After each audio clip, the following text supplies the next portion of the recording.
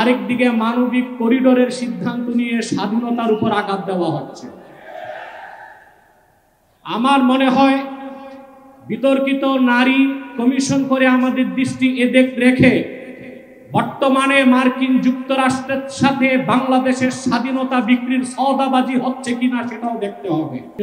আম্মা বাদ, হেফাজত ইসলাম বাংলাদেশ কর্তৃক আয়োজিত আজকের মহাসম্মেলনের সম্মানিত সভাপতি হাজারাত উলামায়ে কেরাম, বাংলাদেশের বিভিন্ন প্রান্ত থেকে আজকের এই মহাসম্মেলনে আগত প্রতিটি মুমিন মুসলমানকে আমার হৃদয় নিংড়ানো ভালোবাসা, শুভেচ্ছা এবং অভিনন্দন।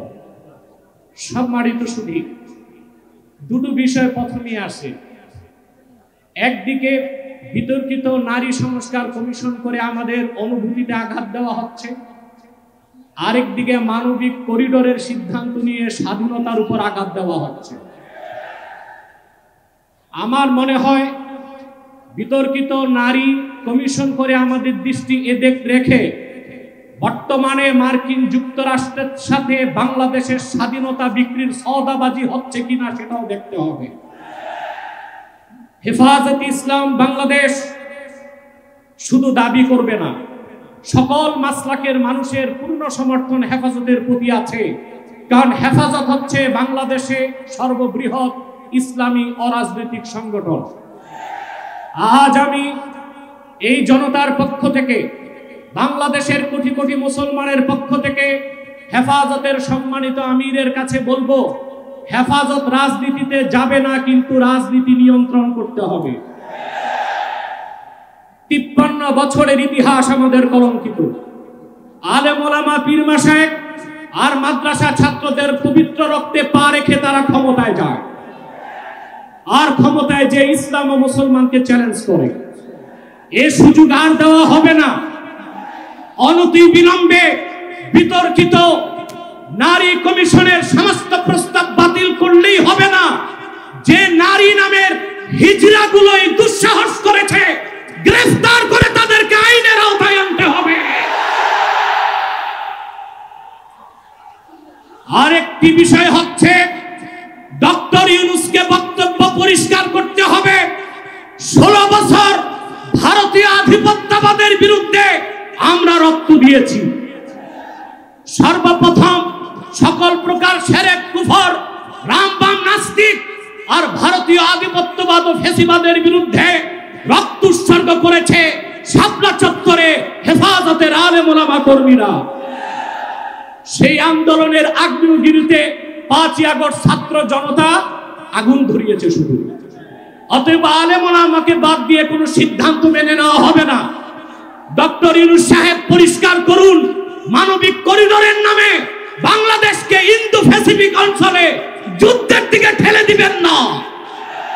আমরা ভারতকে শায়েস্তা করেছি, যদি আটলান্টিকের উপর থেকে কেউ আগ্রাসন করতে আসে, বাংলাদেশের প্রত্যেকটি মাদ্রাসায় একটা ক্যান্টনমেন্ট হবে। সেনাবাহিনীর সাথে কাঁধে কাঁধ মিলিয়ে মাদ্রাসা ছাত্ররা দেশ রক্ষায় মাঠে নামবে।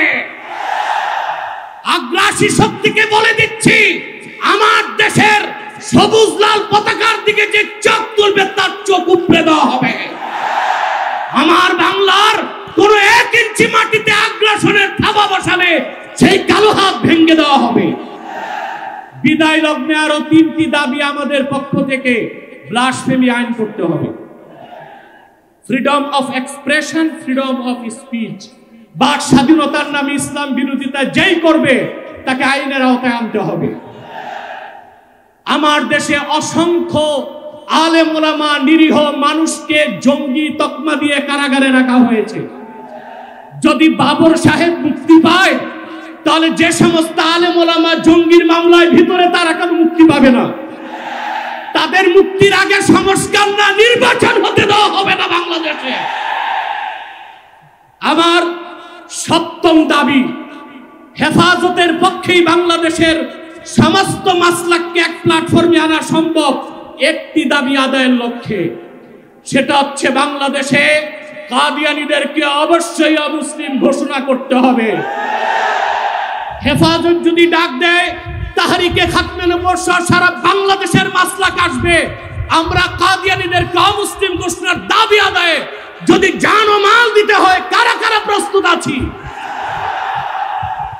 ওয়া আখির দাওয়ানা আনিল হামদুলিল্লাহি রাব্বিল আলামিন ওয়াসসালামু আলাইকুম ওয়া রাহমাতুল্লাহি তাআলা ওয়া বারাকাতুহু।